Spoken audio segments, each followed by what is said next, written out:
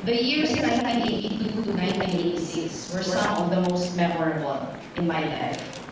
I was a college student. Ako, nakwenta niyo na yung edad ko. I was a college student, just like many of you, but uninitiated to the life in Manila. I was a painfully shy provincial, preoccupied only with the desks and papers and making it in my classes online. But those years quickly showed signs of becoming an extraordinary time in our history. I remember reading a fearless white paper written by my professors at the UP School of Economics, exposing the true state of our economy. You see, our government at that time said that by all accounts, the Philippines was doing great. But the reality was that the prices of basic goods and commodities and services, as measured by inflation, were rising at double-digit levels. Government was borrowing heavily, domestically and overseas, not for infrastructure, as stated in their press releases, but for corporate equity investments, as the Marcos administration started bailing out large private firms, economic services, public administration, and military spending grew at the expense of our social services.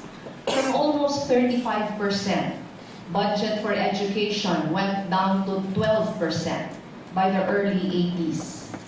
These are just some of the things that our professors wrote in that white paper. They used the power of their pens and the truth of economic numbers to defy an administration that controlled almost everything that was happening, including the media. Come to think of it, perhaps today's era of post-truth and fake news is not a new thing after all.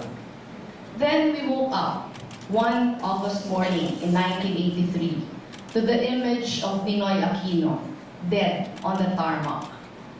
Moved by that image, our professors empower their students to fight for liberty by expanding our classrooms to include the streets. There on EDSA, almost 3 years after the tragedy, we took our stand in a bloodless revolution that captured the attention of the entire world. The People Power Revolution, by the way, was also the reason I met the love of my life. But that is another story. Huwag ngayon. Mahabang kabanatan. It is this same revolution that we are celebrating 4 days from now. The anniversary is an event that, to me, deserves a more dignified treatment than a quiet celebration in the guise of moving on. I believe that the truth of our past will ensure clarity of direction in our future. Moving on and forgetting may leave us in danger of making the same mistakes over and over again. As a young person then, I remember how we were full of hope because of the revolution. The feeling was amplified when the 1987 Constitution was ratified. It brought back trust in the government and hope in the future. It is one of the most human rights-centric constitutions in the world, and many countries followed our model. The provisions on social justice and human rights in Article 13 ensure that those who have less in life would have more in law. They ensure that our people will thrive in a society full of empathy and respect for the dignity of every human being. The Constitution is not just a set of supreme laws and provisions for our compliance. It is the story of our nation, one that has fought hard for its independence, one that still fights for peace and justice for all. My exposure to student activism urged me towards public service. After I became a lawyer, I worked for a while at the Public Attorney's Office, where I defended the rights of indigent clients. And then at an NGO called Saligan. Pero alam niyo na yata yung Saligan kasi si Attorney Hazel na una sa akin.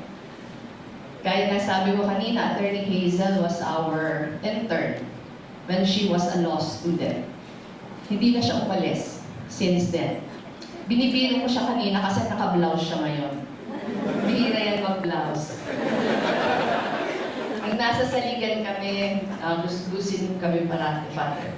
Parati kaming gusgusin. Kaya po yung naging congresswoman ako, nanibago ako magsuot ng high heels. We champion the foundations of our democracy, the fundamental necessity of the rule of law, and the basic premise that every Filipino deserves justice, no matter how poor they may be. I know this sounds very noble and romantic, but I can assure you, working in Saligan was not at all glamorous. We trekked to remote areas to conduct training sessions with poor farmers and fisherfolk, as well as the urban poor, indigenous peoples, and laborers, women and children. Our clients had no money and even less legal knowledge. They sought our help because they faced formidable names and wealthy corporations. Sometimes, during the course of our work in remote barangays, all we had was a flimsy shack to protect us from fierce storms. Other times, we would ask fishermen if we could nap in their boats while they took breaks. Maraming kwento to, pero again, hindi kasya yung oras. Marami kaming kwento tungkol sa aming mga adventures bilang alternative lawyer. It was difficult work. I cannot begin to describe to you the heartbreak of losing a case, especially when our clients' meager livelihoods were at stake. There were moments too when we thought about our peers back in Manila and their lives of relative ease and luxury. But we carried on. We believed that the poor deserved justice and equity, that the marginalized needed a chance to find their voices and fight for their rights.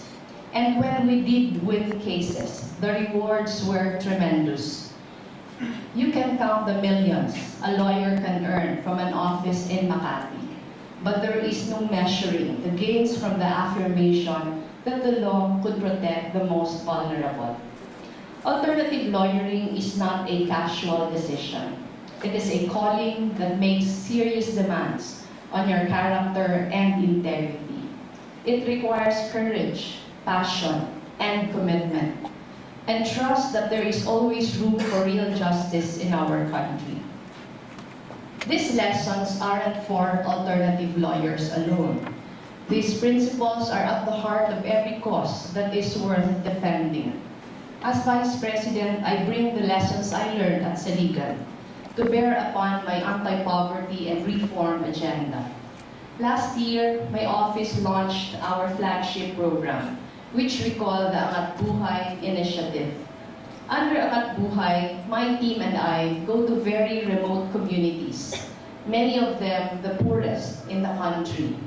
We are already piloting Angat Buhay in 50 local government units across the country. Joining us in this effort are groups in and outside of government, including the private sector, development organizations, and the civil society. As with Saligan, Angat Buhay is not glamorous work.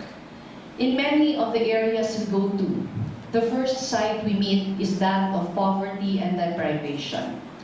In one visit to Doña Remedios Trinidad in Bulacan, for example, we met with families of the municipality's most undernourished kids. Their parents were laborers with no steady jobs, and they wept as they spoke of how hard it was to put food on the table, how they couldn't always send the kids to school because they didn't have anything to eat. All their lives, many of these families, they are the ones that we call mga pamilyang nasa laylayan, have felt mute and invisible. Despite the appearance of economic progress, the Philippines has yet to experience inclusive growth. At the same time, there is increasing polarity in public discourse, even on issues where there should be no question. How did we arrive at this point, where human rights have become the subject of debate? How did we get here, where dictators and plunderers are revered, where bloodshed and executions are celebrated? What are we to make of the abundance of fake news, of every deliberate attempt to blind the public with misinformation. Is that what the Filipino people really are? And of course, the answer is no. This is not what we are. Time and again, I have borne witness to the Filipino spirit and what it is made of. It is made of passion and commitment, but above all, it is made of integrity and empathy, of a desire to help those who truly need it, of a love for country that runs deep and strong in our blood. Even now, I see it in you. But it is not enough for us to affirm these principles. We must be willing to defend our values whenever and wherever they are threatened. It has been 31 years since the EDSA revolution, and 30 years since the 1987 Constitution was ratified. But the challenges for our people remain, and you, our dear students, will help steer this country to its rightful course of progress. But remember, there are no saviors in nation building. There is no single leader who can claim that he has all the solutions to our problems. Instead, the assurance of positive change and the future of our democracy are entirely ours to make. So let us be discerning when the differences between right and wrong are forcibly blurred. Be vigilant when they try to lie and deceive. Most of all, be brave when they try to sow fear, and be fearless for those who have been silenced. Maraming salamat po at mabuhay kayo lahat.